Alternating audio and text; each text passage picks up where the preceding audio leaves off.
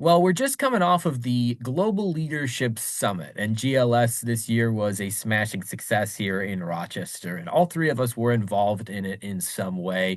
Last year, one of the GLS themes was red threads, and Renuma brought this up to us, and I was really interested in talking more about this. And Coach is even prepared; he's got a red shirt on today, so he dressed up for the occasion. Renuma and I didn't get the memo, I guess. But Renuma, tell us a little bit about what red threads are and why they're so important in leadership. Thanks, John. I would love to share. I came across that book and also at GLS last year, Marcus Buckingham talked about this red thread, the threads that are always charged and popping up in our life and keeping us going. I have heard so many people talking about burnout, and there is like an epidemic of work professional burnout all over the world. I think these are the moments like when we are aware of our red threads, like the reticular activating system, the RAS is actually popping up. Like, but you hate your work, but these are good things in your work that pops up and make you go into the flow.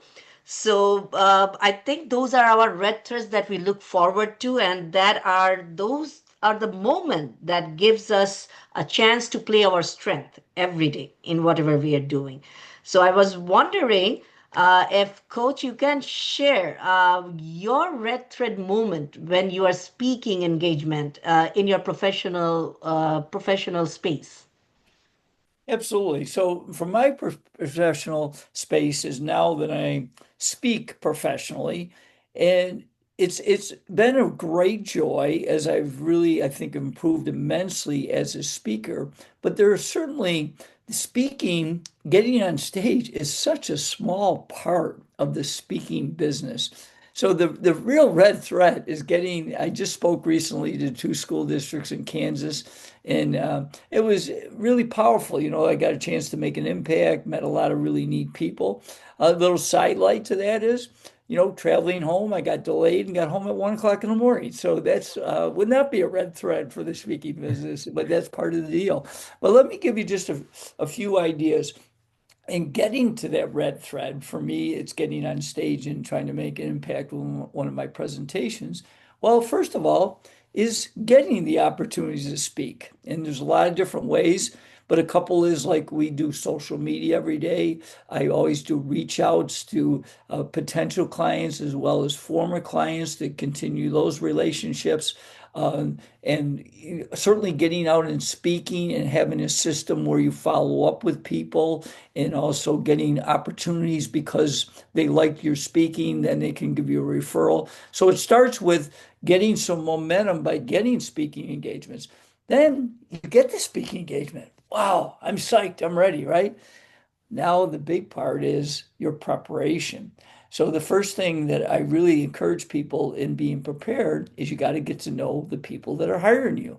So, I always have a pre-call and we talk about, their challenges, the things that they would like in my presentation to help customize to meet the needs of their audience. So, you got to be really specific about that. Then, secondly, is then me putting together with my small team of the PowerPoint, the things that we are going to keep the same with some of my other presentations, things that we're going to tweak and make it specific to that particular audience.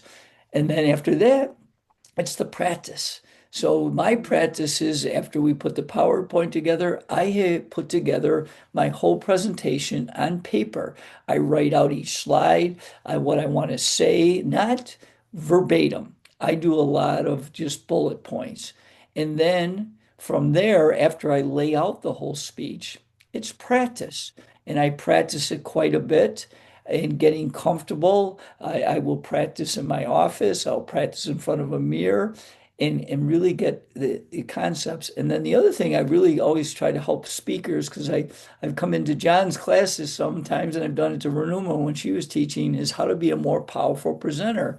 And one of the things I talk to young people about in presenting is how you start your presentation and how you close your presentation is really important. Those are the most impactful. So therefore, when I practice, not only do I practice the whole speech, but I will practice the intro and the closure even more because I want to really get the attention of the audience immediately, and then I want to close with a bang.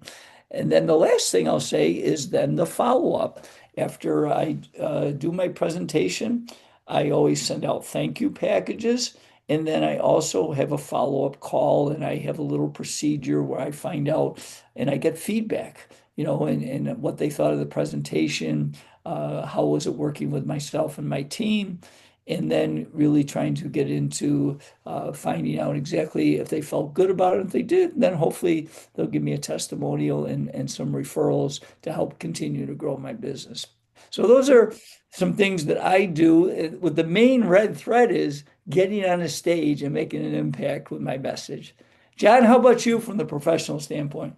Well, there's so many red threads, or there's so many pieces that go into making a red thread possible, like Coach just explained in the speaking business. In the production business, it's much the same, though different, of course. Actually putting out the final product, producing the podcast, finishing the audiobook, that's just a very small piece of it. Like Coach said, there's the networking and there's the getting of the work. There's the preparation for the work, there's the completion of the project itself, and then there's all that follow-up afterwards. But the red thread that really keeps me energized and keeps me going, because I will admit some of those parts of the process are draining. And Mm, that's part of the deal, right? It's what Coach mm, mentioned, the getting back at 1 a.m. It's not it's not what you wanted, but it's what you signed up for.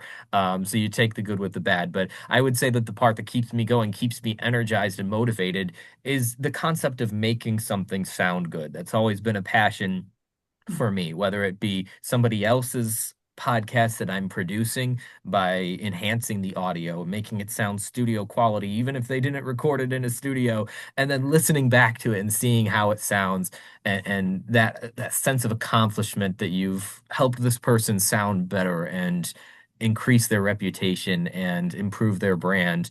That's a really, really satisfying thing for me. And then if it's my own project, my own work, if it's a podcast or a commercial that I'm creating or an audiobook, having that satisfaction of looking back. People ask me, well, what does that feel like? And the only thing I can really compare it to is it's kind of like when you cut the grass and you look back on it and you look back at your work and you're like, wow, there's nothing like the scent of a freshly cut grass and that sense of mm, accomplishment that you completed something. Or if you were like woodworking, it's that sense of accomplishment when you finished that table or whatever it is that you're building. So that's my red thread, is getting whatever it is, whether it's my sound or a client's sound, to sound better so that they can put that out in the world and have something that they can be proud of, a piece of content, audio and video content that they can be proud of, that improves their brand. That's what keeps me motivated every day. And I love the concept, and I'd never heard of it until Renuma had brought it up and until it was part of the GLS. But the red thread is just something that's really cool. And Renuma, we tied together those red threads at the GLS yeah. as a show of the strength that we have as a community. How about your red thread, Renuma, for the professional side? As a nonprofit, in the nonprofit setting, I have so many different professional side, but I will take the nonprofit setting. And I hate doing the administrative part. Those are not my red thread. Not doing the database or getting into the budgeting. I do not like that. And that is why I usually delegate it to my finance team or the IT team. So I have time to actually solve the problem. So nonprofit setting, when the problem arises, that is what excites me, how to tackle it. And when you see the big picture, so probably I have the strength to see the big picture and how to approach, how to find all those elements and then connecting it together. I have that strength probably to bring the people together to solve the problem. So that is really my red thread. I'm so excited when I know that this is the problem and we can solve it through bringing in the local people, then the government, then the volunteers. This is the problem that we have an innovative solution to. And after the whole program, when you see everybody smiling, they found a solution, that satisfaction, those are the red thread moments that moves me and pushes me forward to work more to find those problem and find the solution. And without those flow moments, I don't think I would be doing what I am doing right now. So usually I move away from the work where the red thread is below 20%. Mm. Then I know that, oh, it is not my part of my part of the game. I was working in a bank, and there were hardly, the only red thread moments were just meeting with the clients and sharing, solving their problems. Those were just the red thread moments, but that were less than 20%. The other monotony of the work was not not creating that excitement, and I was experiencing burnout. So we have to find out those moments that really light us up, makes us happy. And for me, in my nonprofit setting, those are the moments. Getting the big picture, strategizing, um, play the game. So those are my red thread. That's Excellent. great because red threads are a key to overcoming burnout or preventing it in the first place because they keep you Mm. energized and they keep you moving. So that's certainly relevant in work, but I'd also say it's relevant in life too. And I love that metric, Renuma, 20%. Like if we can keep our red threads, those things that energize us above 20% of Mhm. everything that we're doing in life, that'll keep us motivated and keep us living that fulfilling life. So Coach, tell us a little bit about one personal red thread that you have. Absolutely. And Johnny can appreciate that because we clash often on the tennis court. But, I always am really encouraging leaders that the first person they got to lead is themselves. And therefore, I think you need to take care of yourself. So I'm a big fitness person and exercise. And so from there, I, uh, I, you know what? I exercise every day because I think it's that important to help me with energy. But I got to admit, there are some parts of that exercise program that I'm not a big fan of. I don't like strength training that much, although I do it. I do cardio, which is okay for me, but it's not my red thread. But my red thread is playing tennis. Mm. It's a Mm. great game. It's a way that I can really help my own fitness. And I really encourage people to find something in the exercise world that they can enjoy. Because I don't play tennis every day, but I try to play it at least a few times a week so that I can take care of that. So that is my real red thread. And Coach, I love that because you and I share that red thread. So that's really cool. And um exercise is so important, leading yourself. And we talked about that a lot in previous episodes too. And while I wouldn't say I'd agree with Coach that that's not always a red thread for me, Mhm. one red thread in my personal life is definitely travel. I absolutely love Oh, yeah. getting out and seeing different areas of the country and the world because I think that energizes me. Some people think traveling drains them, and it may drain some people, but to me, it's an energizing thing. I come back feeling refreshed, even if I am working while out on the road. If Mhm. I'm out there meeting new people, experiencing new things and places. In fact, a goal of mine is to get to all 48 of the states beside Alaska and Hawaii, right? That's a goal of mine, and I'm over halfway there. So that's definitely something that energizes me. My wife and I just got back from a big trip where we went to the Midwest, and it was really cool to see different cultures, meet different people. And international travel is someday something I'm gonna do as well to see new other cultures and meet new people. So that's such an important red thread for me because while travel drains energy for some people, for me it actually brings me energy and makes Mhm. me more productive and makes me more fulfilled. What about you, Renuma? Yeah.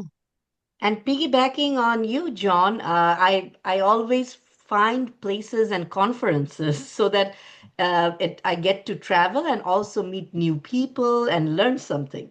So even when I was with the college, I would submit paper to international conferences like Greece and other places, so that my paper get accepted and I get to travel to Greece. So see a new country, also present a new paper. So that is one of my red thread. But personally, from everyday red thread, would be in the morning when I wake up at 5 a.m. With my prayer, and then 2 hours I just do not look into my phone or anything. I am with myself with my usual lemon, honey, warm water, starting the day to detox my body, light music in the background, listening to the birds, the winds, and that is the time when I think my head just burst into creativity, and I love that moment. And often, and that is why sometimes when I'm in Bangladesh, because I'm all the time running around, I miss some of those quiet times. So when I'm in New York, I cherish that alone time. So that is the time that gives me a little bit of space to find who I am, some meaning, what my purpose is, and then reflect on it to become better for the whole day. So that is my personal red thread. And a walk, a morning walk or an evening walk, that is a must. If I do not do that, then I feel so guilty that I have been bad today and did not complete my day as I planned. And these things are all good for our physical and mental well-being as well. And I think that's why it's so important that we all find those red threads and be intentional about making sure that we try to keep that above, like Renuma said, 20%. What has changed for both of you? Coach, let's start with you. What has changed since finding your red threads? How important has that been in your life? Well, in my presentations, I talk about really, discovering your passion. And as Renuma said with red threads, is you got to find that zone where it's something you really enjoy and it's something you can be pretty darn good at too, and making it kind of, especially in the professional world where, when you're making a living, it's got to be something you enjoy, but I'm not going to make it as a professional tennis player, as much as I love tennis.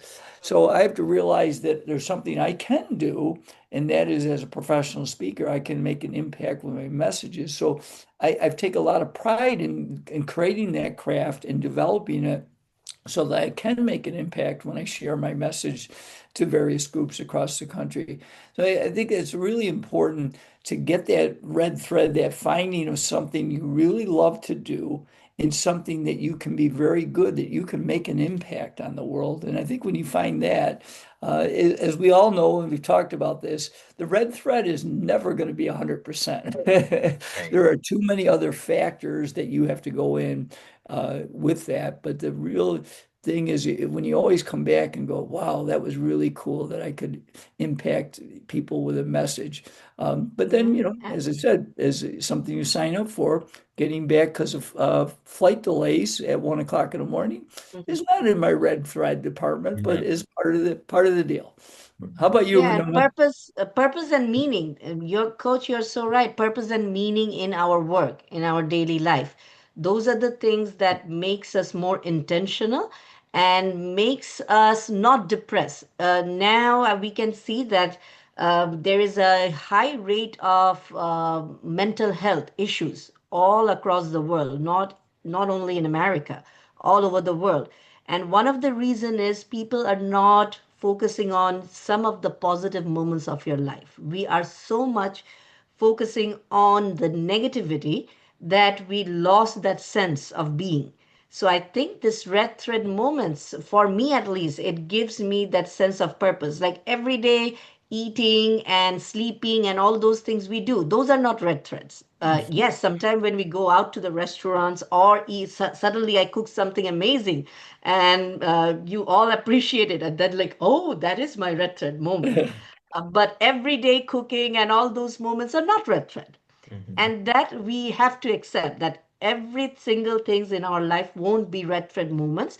We cannot be happy all the time. We Right. need some of the down times as well. So but highlighting on the moment that brings us joy, those are the moment that gives our life a sense of purpose and continuity. It was definitely a joyful moment tasting the fish that you made, Renuma, although it was I'm spicy. sending the recipe today.